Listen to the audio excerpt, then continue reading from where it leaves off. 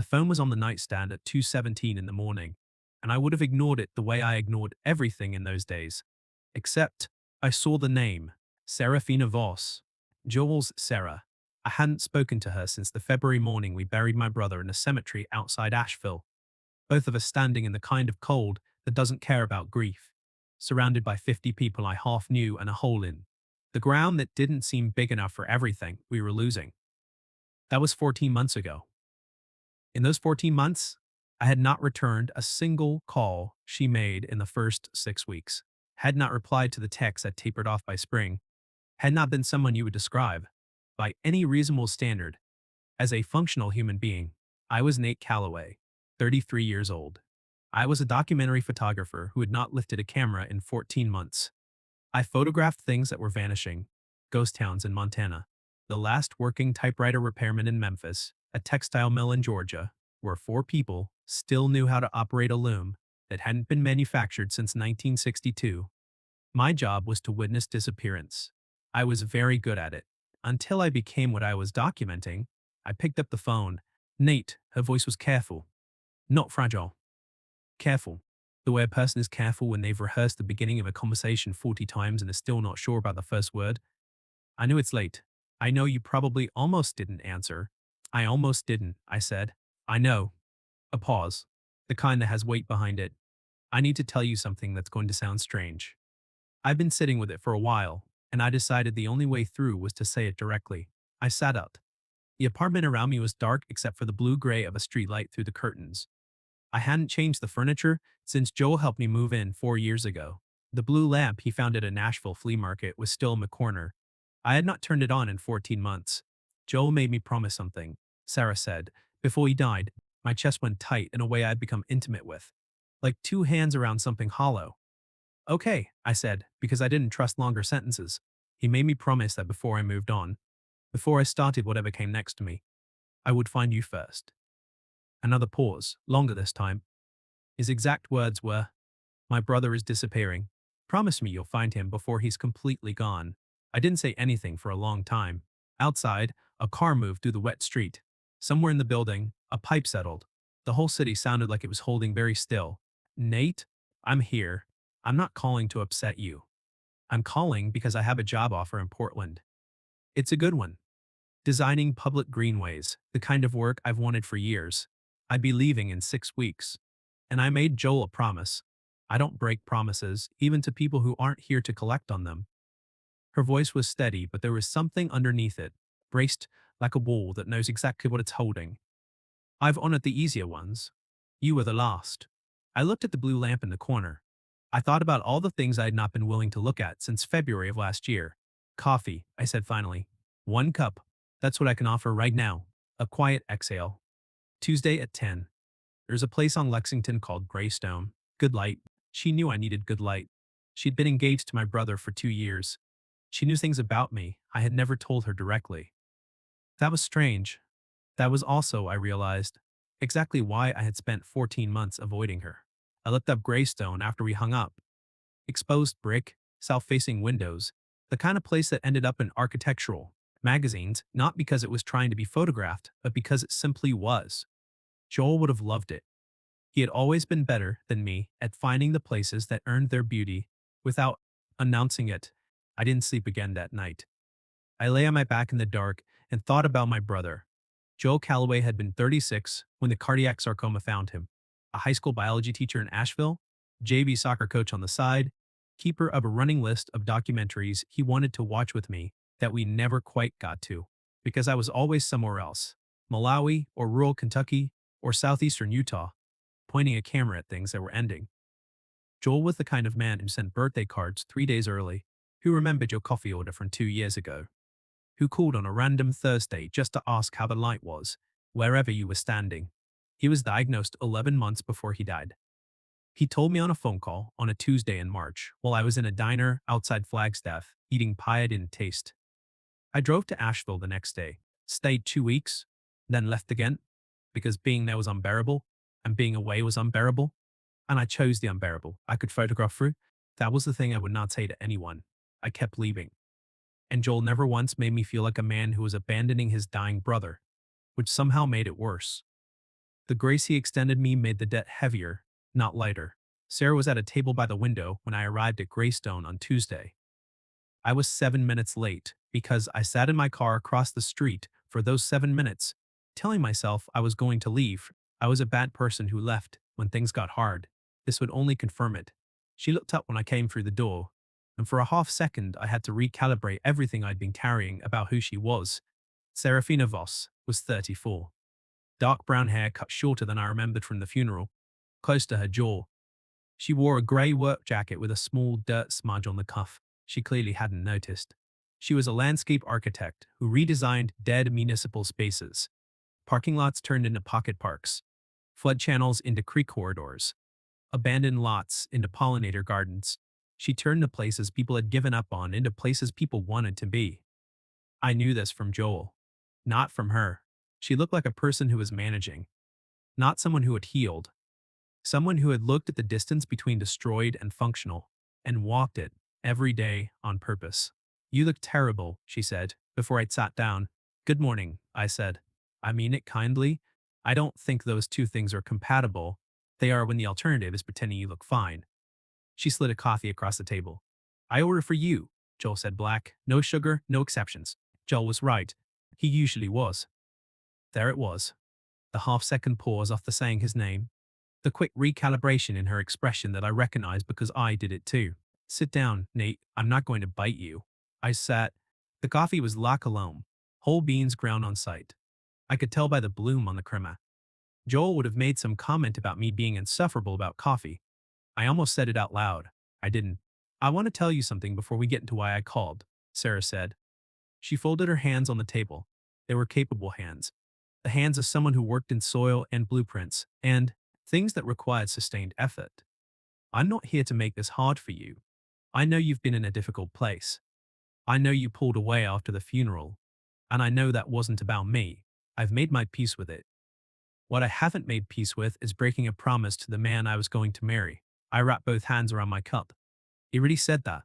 Exactly that. That I was disappearing. Her eyes held mine.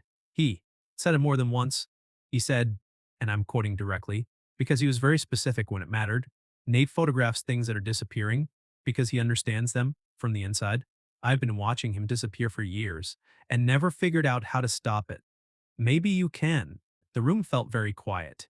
He told you this when he was sick, I said. The week before he died, he was completely lucid and, as always, annoyingly clear about what he wanted. Something moved in her expression, grief and pride at the same time. The way you can love someone so much that missing him feels like a form of respect. He gave me 3 promises to keep. The first 2 I handled in the first 6 months. You were the last one, because you were the hardest. What were the first 2? She looked at me steadily. Scatter half his ashes in the Swannanoa River. Plant a serviceberry tree in your mother's backyard before spring. I had not known about any of this. His mother hadn't told me. Or she had, and I hadn't been in a condition to receive it. Both were possible. Both were true. The tree, I said slowly, it's there. Planted last April. Already leafed out twice. She tilted her head. Your mother sends me a photo every time it blooms. My mother, who also stopped getting full phone calls from me after the funeral, who now received texts of between 1 and 4 words on a rotating schedule I was not proud of. I've been doing a lot of disappearing, I said. Sarah picked up her coffee. I know. That's why I'm here. I looked at her across that table in the good southern light and tried to see her clearly without all the weight I had attached to her existence. She was not what I had expected, which wasn't fair because I had not let myself expect anything. She was not fragile, not waiting to collapse. She was a woman who had lived through something devastating and decided, with the quiet ferocity of someone who makes decisions and keeps them, to continue growing things in the aftermath. Her whole career was proof of it. She walked into places that had ended and built them forward. She was also, and this was what I had been avoiding for 14 months, the person who had known Joel best in his final years, who had heard what he said in the dark, who was carrying pieces of him I would never have access to unless I sat still long enough to let her hand them to me. That felt dangerous. It also felt necessary in a way I didn't have language for yet. He told you I was a documentary photographer, I said. He told me everything about you. You're the reason he got interested in photography at all. even though you'd never know it because he never mentioned it to you directly. She gave me a dry look. The Callaway men had feelings. They preferred to express them at a 45-degree angle. I almost laughed. My face remembered what it felt like. What happens after you find me? I said carefully. What does that mean exactly? What does it look like? Sarah's quiet for a moment. Honestly, I'm not entirely sure. I think it means that you're no longer someone I'm worried about from a distance. I think it means that whatever came next for me, I could look Joel in whatever direction he went and say, I kept my word. Your brother is okay. She met my eyes. You're not okay right now, Nate. No, I said, I'm not. Are you willing to get there? Something about the directness of it hit me clean. Not pity, not performance. Just a woman asking a man a fair question. I don't know, I said, which was the most honest answer I had given anyone in 14 months. Sarah nodded like that was acceptable. That's more than nothing. I'll take it. Then 6 weeks. I'm here to finish a greenway project at Riverside Park, and after that I go. The promise is kept. You're on the record as located, and I board the plane with a clean conscience. A pause. Unless you prefer nothing to do with me. I don't want nothing to do with you, I said, and was surprised to find I meant it completely. The corner of her mouth lifted. Not a full smile. A door opening 3 inches. Good, because I'm terrible at goodbyes that feel like loose ends. We stayed another hour. She told me about Riverside Park, a quarter-mile of concrete flood channel being dismantled and replaced with native plantings. I told her about the last assignment I'd finished before Joel died, a series of photographs documenting the last harness racing track in western North Carolina, an entire world winding down into silence. She listened the way Joel used to listen, not waiting for her turn to speak, actually turning what I said over before she responded. You photograph things on their way out, she said, but not yet gone. That's the frame I'm always looking for, I said. The last moment before it disappears completely. She looked at me with an expression I couldn't fully read. Maybe that's why you thought I could find you. Because I build things in places that have already disappeared. We might be looking at the same moment, from opposite sides. I didn't have an answer for that. It was too accurate to argue with. The day I showed up at Riverside Park was not planned.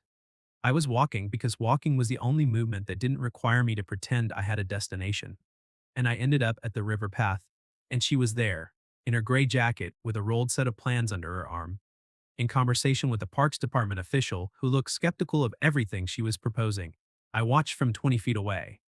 Sarah didn't soften her proposal to accommodate his skepticism. She pointed at specific locations, used the word no twice, and at one point said calmly, I understand your concern about the budget line, but concrete channels that flood every season cost significantly more in repair than native plantings that hold the bank. I have the data if you'd like to look at it. The official studied his clipboard. She waited. He nodded. I felt something stir in me for the first time in over a year that wasn't grief. She saw me when he walked away. Are you following me, or was this atmospheric coincidence? I was walking, I said. You happened. She looked at my empty hands. Did you bring your camera? No. She didn't say anything about that. She rolled up her plans, tucked them under her arm, and said, I'm done here. Come see what I'm building. She showed me the bones of the project. The concrete giving way. River birch and buttonbush going in along the waterline. Wild bergamot and prairie dropseed on the slopes. And at the far end, a gathering area with flat limestone pavers arranged in an organic pattern, oriented so that in the evening, the light fell across them at the angle that made you stop and look at the river. Who taught you to think about light like that? I asked. Sarah glanced at me sideways. Your brother took me to your exhibition in Chapel Hill 3 years ago, the Appalachian Canning Season series. She didn't look away. He talked about the light in your photographs for 2 hours. On the drive home, I started thinking about it in my work after that. I stood very still. He didn't tell you that, she said. Not a question. No, my voice came out strange. He was proud of you constantly and told you, approximately, never. She said it without accusation. Just the particular sadness of a fact you've had time to sit with. That was his version of disappearing. We stood on that riverbank in the afternoon light, and I thought about every phone call I hadn't answered fast enough. Every documentary list he'd texted me that I'd said we'd get to soon. Every Thursday I'd been somewhere with a camera, pointed at something that was leaving. I have a voicemail, I said. From 3 days before he died. I've never listened to it. Sarah turned to look at me fully. I know what you're thinking. I told her. I'm not going to say anything, she said quietly. That's yours. My friend Darius, who had known me since graduate school and was the most plain-spoken man I had ever met, told me over the phone a week later that I needed to stop doing the thing I was doing. What thing? I said. The thing where you're clearly falling for Sarah Boss and punishing yourself for it before anything has even happened. I was quiet. Joe, Darius said, would find this extremely on brand for you and also extremely stupid. She's Joel's fiancée. Joel died 14 months ago. She kept his promises in order, including the hardest one, which was you. And now she's in your city for 6 weeks, finishing important work and eating breakfast alone most mornings. Because I know, you and I know you're not asking her to breakfast. He paused. She called you at 2 in the morning, Nate. She could have sent a letter. She called. I didn't have an answer for that either. The dinner that week was not called a date because neither of us called it one. She was finishing a long day at the park and I texted, I found a place with fries worth arguing about. She replied, what time? She arrived at the diner on Marshall Street, in work clothes. Soil still under her fingernails, and that grey jacket, which I had now learned was her standard issue armor, against weather and difficult meetings. She sat across from me and said, I did something today that Joel would have made fun of me for. What p? I argued with the delivery driver for 7 minutes about whether the River Birch shipment was the correct cultivar. Sent him away, called the nursery myself, discovered I was wrong, had to call him back, and apologized to him twice while he was mine as professionally, magnificently gracious about it. He sounds like Joel, I said. He was exactly like Joel. She looked at the menu. I find Joel everywhere. It gets easier and harder at the same time. I watched her across the table. Did you know when he made you promise? Did you know what he was really asking? Sarah set the menu down. He told me you and I would understand each other if I gave it a real chance. He said we were both in the business of paying attention to things that mattered and just approached it from different angles. She looked at her water glass. I thought he was being romantic about it. A dying man's last wish for the people he loved? Her expression settled into something steady. I think he was right, and I think he knew it would take us a while to agree with him. The fries arrived. I pushed them to the center of the table. She picked one up. Emergency fry. Emergency fry, I confirmed. She almost laughed. You're going to have to explain the context for that someday. Someday, I said. Neither of us addressed the fact that someday implied more than 6 weeks. There were dinners after that. A Sunday on the Blue Ridge Parkway overlook in early May fog. Both of us walking slowly with our hands in our coat pockets, occasionally pointing at the same thing in the tree line before. The other person spoke. A Wednesday afternoon where she came to my apartment for the first time and stood in the doorway, and her eyes went immediately to the blue lamp in the corner that I still had not turned on. She didn't ask about it.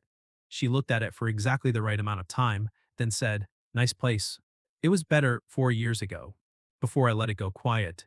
She sat on the couch and picked up a photography book from the coffee table, Stephen Shore's Uncommon Places, and began paging through it in the specific way someone pages through a book when they actually see what they're looking at, and are, not just performing reading.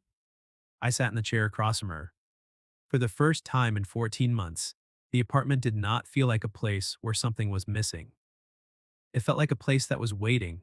You haven't picked up your camera, she said, without looking up. No. Is it because of him or because of you? I thought about it seriously. Both he's the reason I lost the nerve. I'm the reason I haven't gotten it back. She turned a page. What was the last thing you photographed? The harness track. Before that, I was quiet for a long moment. Joel in the hospital. He asked me to. He said he wanted to see himself the way I saw things. My throat tightened. I've never looked at those photographs. Sarah set the book down. She looked at me across the room, and her expression did something it rarely did.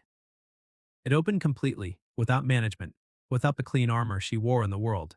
He would want you to, she said quietly. I know. Not for his sake. For yours.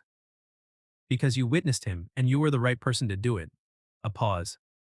He trusted your eyes more than anyone else's. That's not a small thing to leave unopened. I looked at the blue lamp. I got up, crossed the room, and turned it on. The room changed. Same furniture, same apartment, same street outside. But the light was different. Everything suddenly had a different shape. Sarah watched me from the couch. He picked that lamp, I said. I know, she smiled. He told me. I sat back down. We stayed like that, in the blue lamp light, without talking. And I became aware with the careful, specific awareness that comes from a life spent looking at what other people miss, that the thing I had been dreading about this woman was not what I thought it was. I'd been afraid that being near her meant being near Joel's absence. But that wasn't what was happening. Being near Sierra meant being near someone who had known him completely and had still, deliberately, honestly, with her eyes wide open, chosen to keep moving, not away from him, forward. There was a difference. She moved forward the way a river moves without forgetting the banks. 3 days before the end of her 6 weeks, she called from the park. I want to show you something, she said. Come tomorrow morning. Bring your camera. I held the phone. Nate, I'm here. Bring your camera. I got there at 6:45. The morning light was low and gold the way it is in early May in that valley, soft enough to be generous to everything it touched. Sarah was at the far end of the corridor, kneeling beside a section of newly planted button bush, checking the root ball on a plant that had listed slightly overnight, mud on her boots, blueprints folded under one knee, hair coming out of its clip. She looked up. I had my camera. She stood slowly. She did not say anything about it.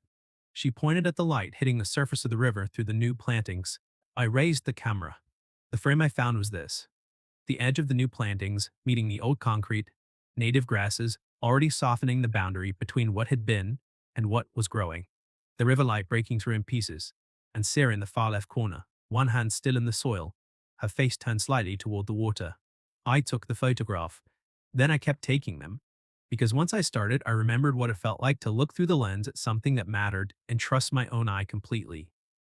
I photographed the button bush in the morning water.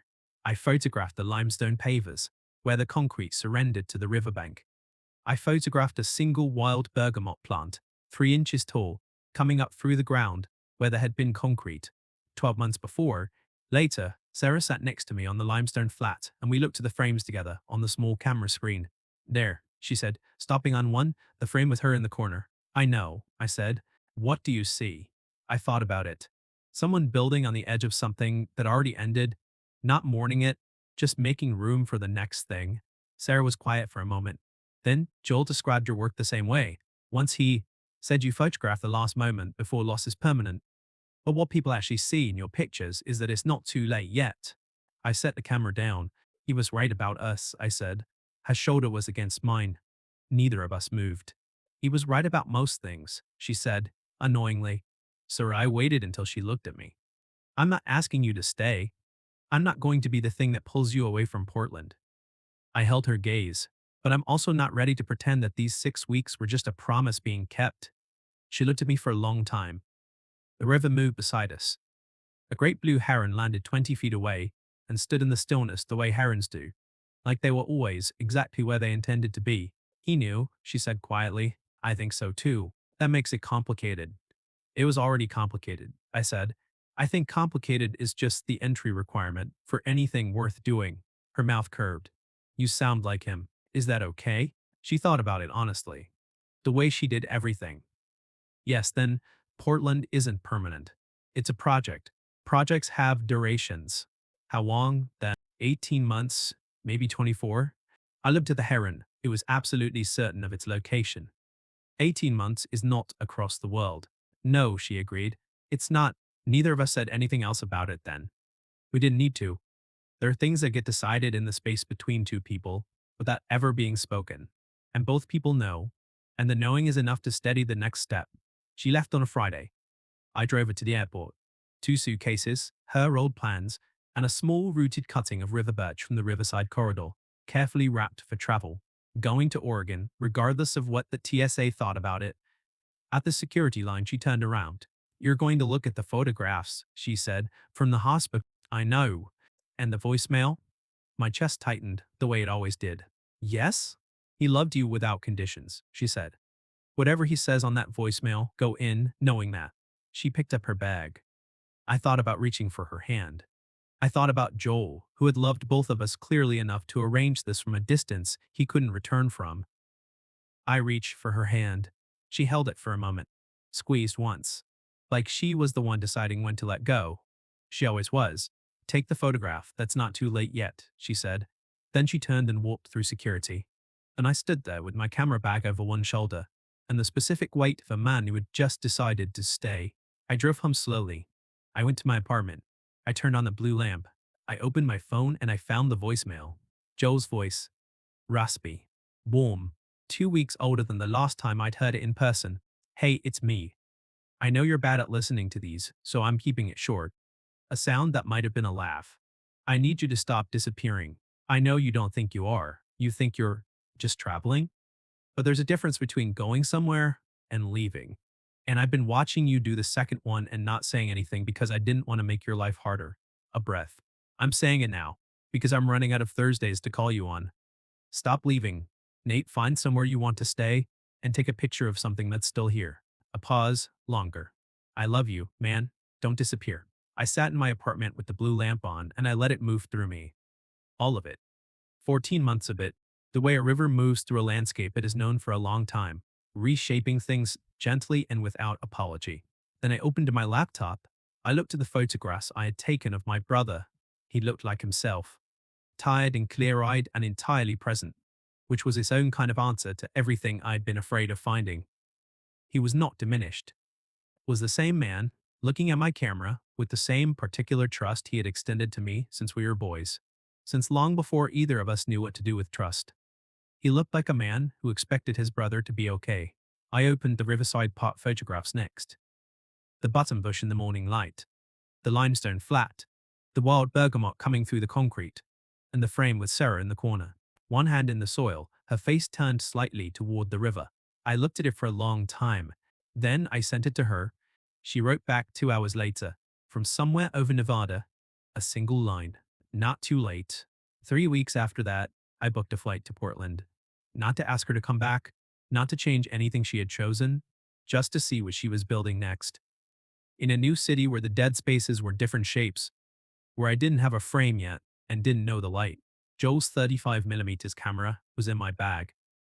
He'd bought it secondhand 5 years ago and never quite figured out the exposure settings. I'd quietly fixed it and never told him because I was going to surprise him, and then ran out of time. I was going to shoot one roll of film, something that was still here. I thought about what Sarah had said on the riverbank, that we were looking at the same moment, from opposite sides. She walked into the places that had ended and built them forward. I walked into the places that were ending and caught the last frame before they were gone. Maybe that was what we were. Maybe two people could stand at opposite ends of the same true thing and still be looking at each other.